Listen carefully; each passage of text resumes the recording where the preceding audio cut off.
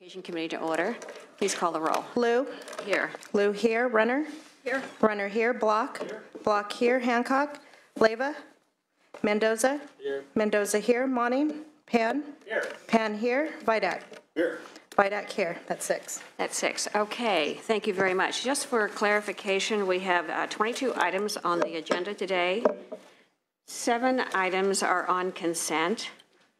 Item 16, AB 1099, was pulled by the author, so that leaves us with 14. Not a bad number. And so we have Assemblymember Medina, item 13 and 19. Please join us at the podium. Let's do item 13, AB 1010. Let's start with a tough one, right? Yes. Thank you, Madam Chair and members. As a former part-time faculty member of the community colleges, where I taught history, very happy to bring up AB 1010. AB 1010 would allow part-time temporary faculty the ability to negotiate hiring policies, including evaluation procedures, maintenance of a seniority list, and a placement on that list for assignments. Currently, more than half the state's most vulnerable college students are in courses taught by part-time temporary faculty members who lack the job security and support their full-time peers receive.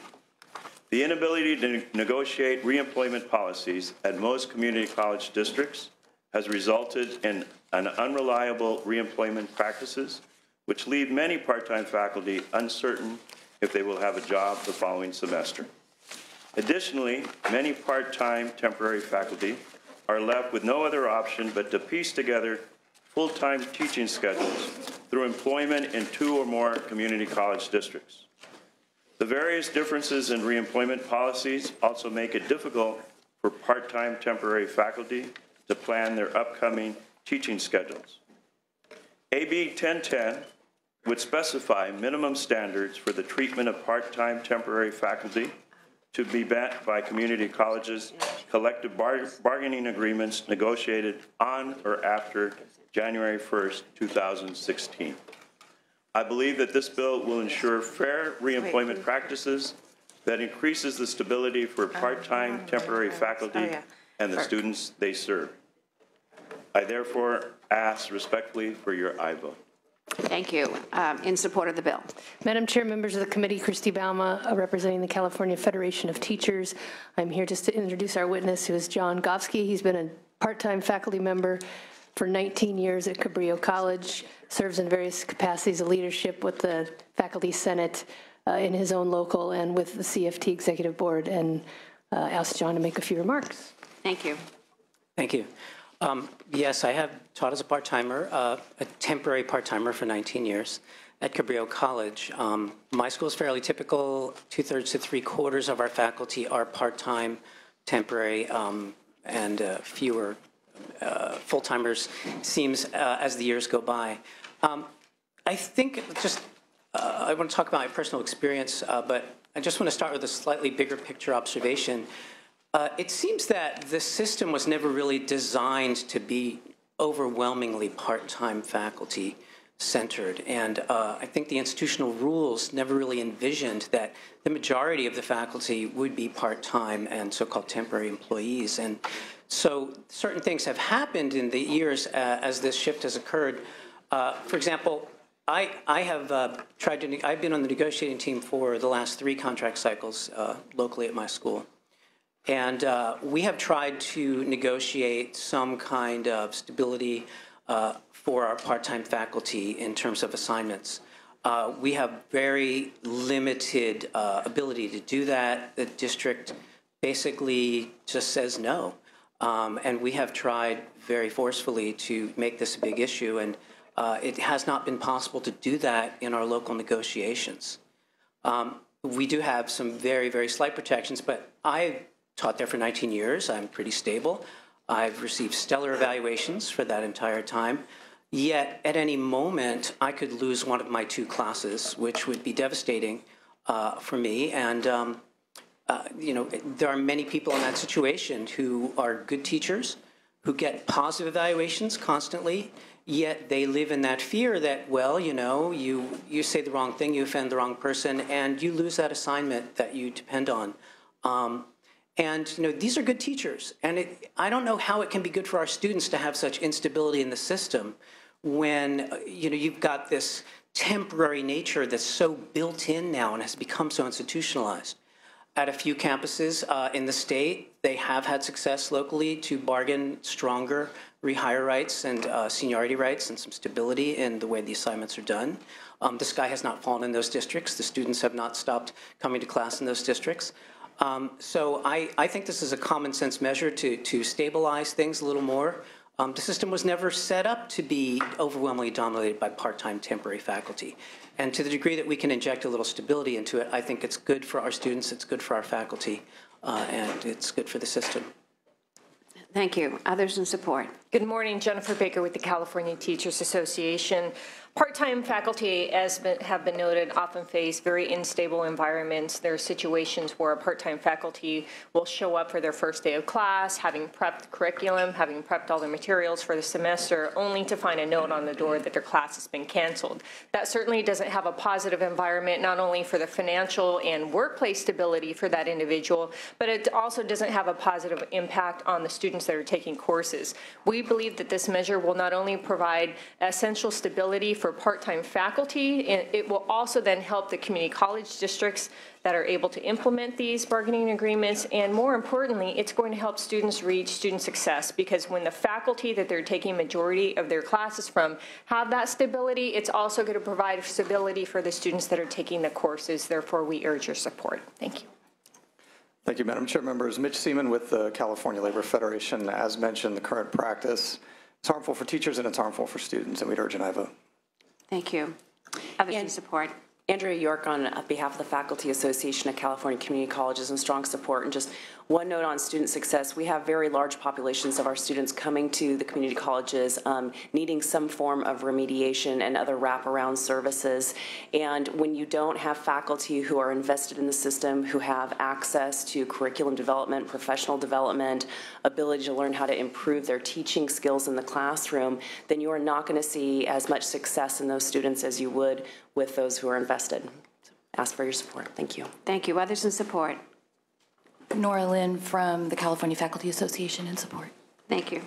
David Bala-Hawkins with the Community College Independence Faculty Union for the reasons previously stated in support. Okay. Thanks. Any others in support of AB 1010? Thank you. My name is John Martin. I'm at Butte College and Shasta College, and I represent the California Part-Time Faculty Association, which is the acronym is CPFA. And I can testify that at Butte College, we have a wonderful job security in our contract, but at Shasta College, we have zero. We've been trying to negotiate with administrators for years and years and years, and they keep on coming back saying, no, we're not going to discuss it. So we wholeheartedly support this bill. Thank you very much. Thank you very much. Any others in support of the bill? Is there opposition to the bill?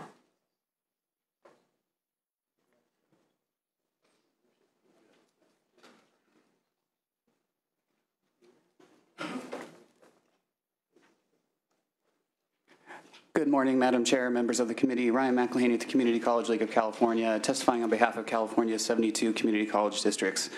We're opposed to this measure because currently districts and collective bargaining units, if they decide the provisions of this bill are good for their districts, they can implement the provisions.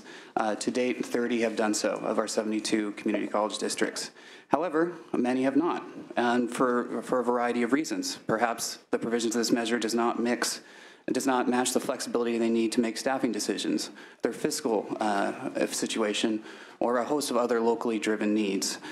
So we're opposed because we feel that locally elected trustees, management, and their collective bargaining units are better able to tell how these types of employment practices will impact their districts, impact their student success, and their ability to offer courses.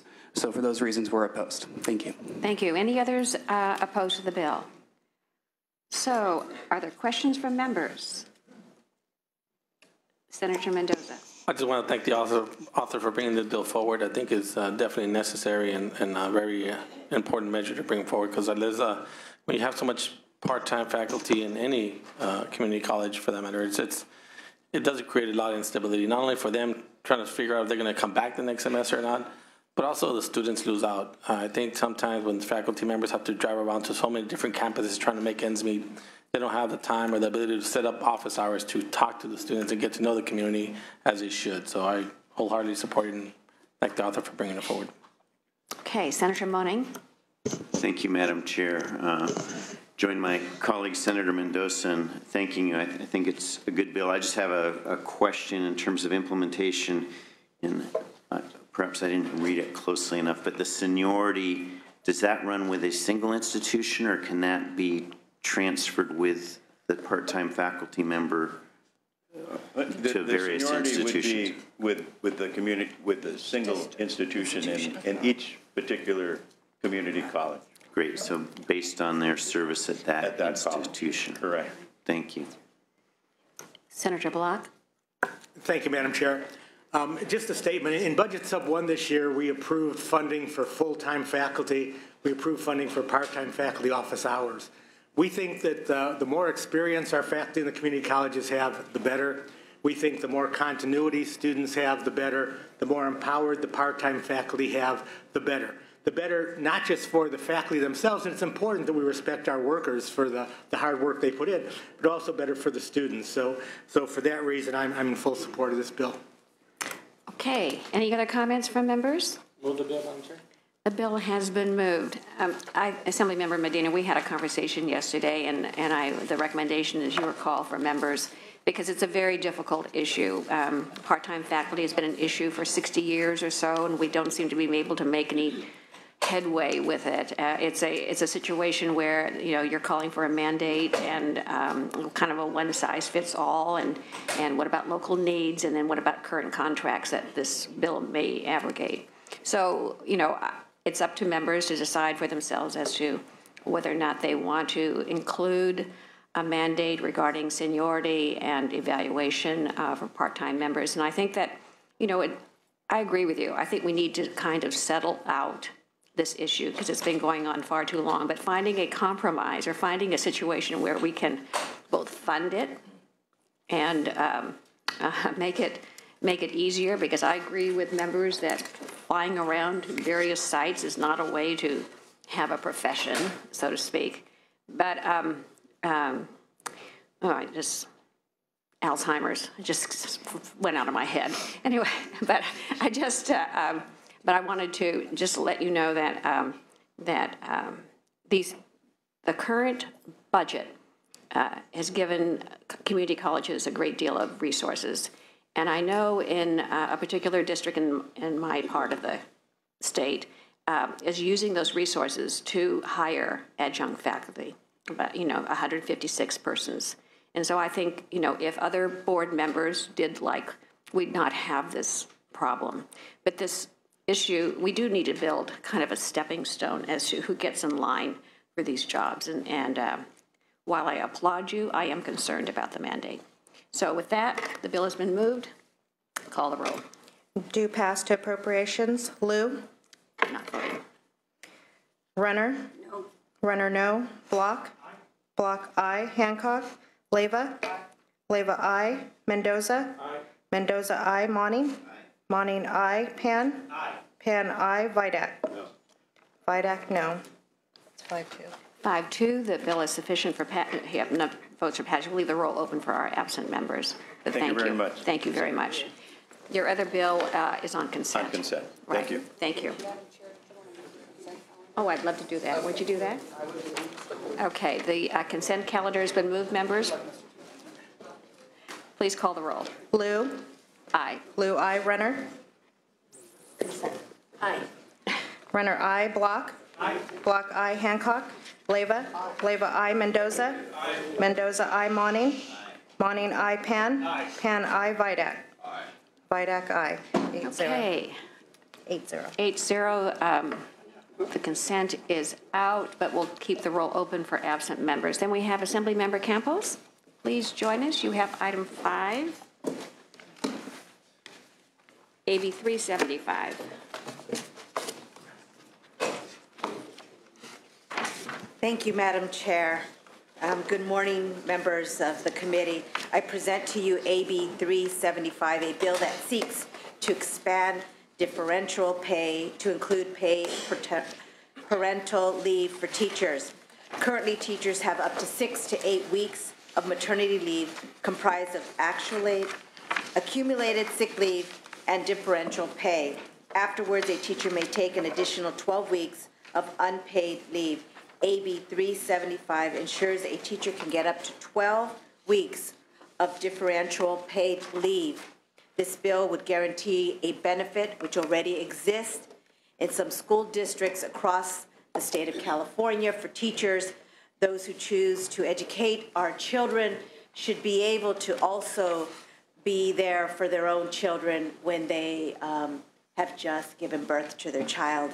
I am looking for your support. I think that this is forward-thinking for California, and we're known for being forward-thinking at the same time, making sure that we are a competitive industry.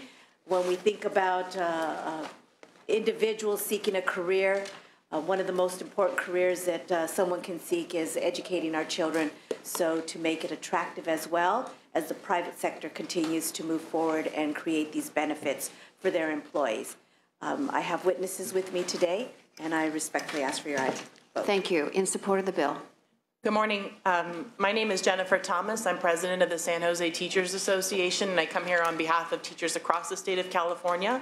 Currently, the patchwork of policy and ed code around parental leave means that there are many districts who can, without even realizing it, forbid employees to take their own sick leave once their 6 to 8 weeks of maternity leave under CFRA run out. A lot of districts don't realize that this is a byproduct of failure to enact thoughtful policy, and a lot of districts then just appropriate an employee's pay to the general fund in defiance of both common sense and compassionate maternity and paternity leave in California. I really appreciate Assemblymember Campos' support. I'd like to add that this would not only benefit mothers who give birth, but also adoptive parents and parents who are taking children into their care in the foster system, because right now the only leave that they are guaranteed is the 12 weeks of CFRA leave, and there is no mandate that employees be permitted to use their own sick leave or access the differential pay so generously granted to certificated employees in the state of California. I think this legislation creates a bridge between sensible family policy and the employee's ability to use their own sick leave and to actually pay for their own substitutes in furtherance of quality family policy in California, and I appreciate your support. Thank you. Others in support? Madam Chair and Senators, Seth Bramble here on behalf of the California Teachers Association in strong support of Assembly Bill 375. Really appreciate the authoring this important legislation. Maternity leave is essential not only for a woman's full recovery from childbirth, but also facilitates a stronger mother-child bond. A child's ability to succeed in school and in life is impacted by the strength of the relationship with the primary caretaker. This relationship impacts a child's future mental, physical, social, and emotional health. Additionally, this relationship is founded on the nonverbal emotional communication between a child and parent, known as the attachment bond, which occurs naturally as a baby's needs are cared for. A secure attachment bond ensures that a child will feel secure, understood, and safe, and this results in eagerness to learn, healthy self-awareness, trust, and empathy. Overall, paid family leave helps keep people in the workforce after they have children. When more workers are able to take leave, they're more likely to choose to remain in the labor market, and paid parental leave is associated with higher employment in economies around the world. With today's modern and creative family structures, paternity leave after the birth of a child means both caregivers will be more involved in a child's direct care 9 months later, changing diapers, feeding, bathing, than a parent who doesn't take leave. Also, paternity leave results in more competent and committed parents later in their child's lives, shared responsibilities with long-term societal benefits. We urge your support. Thank you. Others in support? Madam Chair and members, Kendra Harris with the California Federation of Teachers, for all the reasons stated, in strong support. Thank you. Any others in support of the bill? Is there opposition to the bill? The committee did not receive anything in writing. Are there questions from members? Senator Pan. Thank you. I just want to clarify in terms of, so currently teachers they get the differential pay for the first, when they use their, I just want to clarify what they currently do and what this bill is doing. I certainly support getting more leave, but I understand. So can you just clarify what the current situation is and what the bill is going to do to Jen move will forward? actually answer that. Sure. Thank you, Senator, for your question. I've decided I'm actually the only person in the state of California who understands the intersection of Ed Code and maternity leave policy and CFRA. It's a very specialized position, and I appreciate you asking because usually nobody cares. So thank you. Currently, what happens is teachers, actually any certificated staff, so it can include administrators, nurses, counselors, speech language pathologists. If you are actually giving birth to the child, you're entitled to 6 to 8 weeks of sick leave under CFRA. So it's 6 weeks if you do not have a C-section, and 8 weeks if you do. That's a combination of both sick leave, and then if you don't have enough sick leave, the differential pay kicks in under Ed Code. So that's the cost of your per diem minus the cost of a substitute. What's interesting is under most salaries for teachers young enough in their career to be going out on maternity leave, that what they actually end up with is very small. But we can talk about that in a later bill. So at 6 or 8 weeks, you either go back to work, and for most districts, you can take an additional 12 weeks of called baby bonding under CFRA. Some districts permit the use of sick leave, most don't, and very few permit you to access differential pay, excuse me, under Ed Code as well. So just to clarify, then you get the initial 6 to 8 weeks, C-section, no C-section, yes. right? And for that, you get differential pay? Yes. Okay. Because it's medical. And then now, do you have to use up your sick leave within that, or you can add sick leave, accumulate sick leave on top of that? Great question. So if you're going to take 6 weeks and you have 6 weeks Right. worth of sick leave, you have to exhaust that before you can access differential pay. Right. Okay, so basically you use a sick leave, the sick leave, you get full pay during sick leave. And then when that runs out, then you get differential pay because you're out. And then this bill would then extend that for another 12 weeks. The differential pay, yes. The differential pay for for the 12 weeks that you currently don't get anything, right? The 12 weeks after the 6 to 8 weeks. Right, after correct. 6 weeks. It would forbid districts from preventing the use of either sick leave or differential pay during that 12 weeks time. And to be clear, a lot of parents had their babies in the summer. A lot of parents don't take 12 weeks. I don't actually have any children. I hear it's very difficult. So they often they often manage to make things work outside of that. But it's terrible when a teacher calls me and I have to tell her, well, I don't know how you're going to pay your bills. I don't know how you're going to put your 8-week-old infant in child care when they don't take infants until they're 6 months old. Good luck. Let me know if you need any other help. Okay, but just to clarify, what we're doing in this bill is saying that for the 12 weeks after the first 6 to 8 weeks, you get access to differential pay, and you don't have to use sick. Well, you probably use there is sick no leave. sick leave. You probably used it all up before. Okay. But even if you don't, right, you have to exhaust your sick leave under Ed Code before you can access differential. Okay. Thank you so very much. I just wanted to get the clarification. Just don't get sick after you're done. Senator Block and especially with a child, right? Senator Block and Senator Money. Thank you, Madam Chair. I'm going to support the bill for obvious reasons, the reasons stated. I do have a word of caution, though, and that is sometimes you think with the differential pay, it all just works out evenly because you've got a sub instead of the teacher, so somebody's taking the class, and it costs the school district the same thing. But it's not equal, because the kids for those additional 12 weeks have a substitute teacher instead of an experienced teacher in the classroom. And while I'll support the bill because for bonding reasons, for a lot of reasons, it's societally a good thing to do, we need to do a better job of doing professional development with our substitute teachers, making sure that teams of teachers are working together with a substitute, because when a substitute's in the classroom, in many, not all, but many cases, the kids aren't getting the full education they deserve. So that's just my one caution on this bill. I appreciate your comment, and I think that you bring up a good point. The substitute teachers, they're teachers, and we as the state of California should be providing some type of training so that they can be up to speed to the teacher that's in the classroom. I think I'm fortunate that my son, the substitute teachers he's had in his class have been up to par, so he hasn't missed a beat, but I hear your comment. Thank you for that comment. Senator Money. Yeah. Thank you. I appreciate the authors bringing this forward. I just appreciate clarification on father's leave. Is it also included in this for paternity leave? Yes, Senator, any leave taken under CFRA. So it'd be any parent or any biological parent, any birth parent, any adoptive parent, or any foster parent. And what is the current leave time afforded to a father? It's the same. It's the same. It's the same as that post to 6 to 8 weeks, Right. like 12 weeks under CFRA, usually unpaid, even if the father has sick leave. As a young lawyer with Legal Services Office, I was a test case appealing to use sick leave for paternity leave, and I won that precedent. I'm so glad to hear that. Great.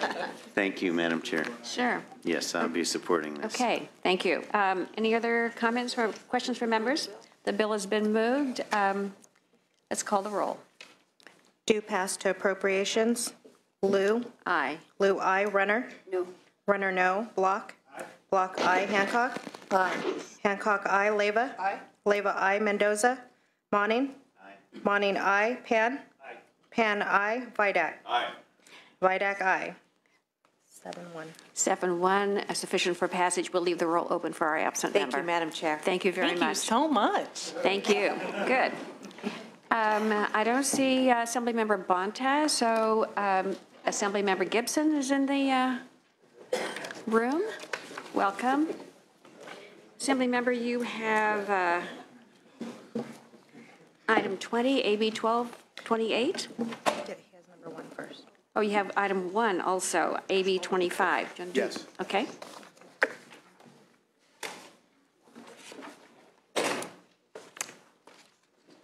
So we'll take AB 25 first. AB 25 is fine. Mhm. Good.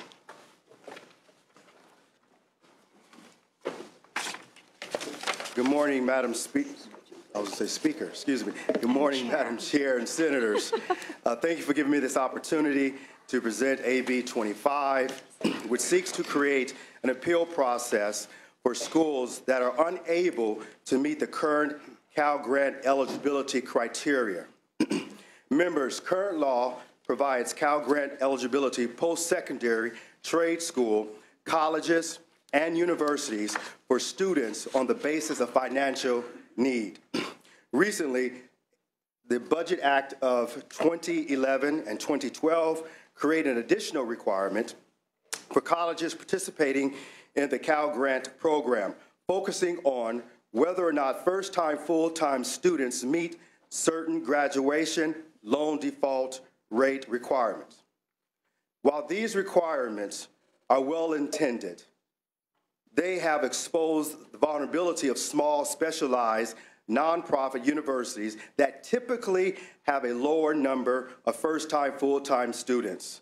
AB 25 seeks to resolve this problem by creating an appeal process to reconsider colleges that have small cohorts of first-time, full-time students when it is found that the students' cohorts is not a reflection of the overall campus performance.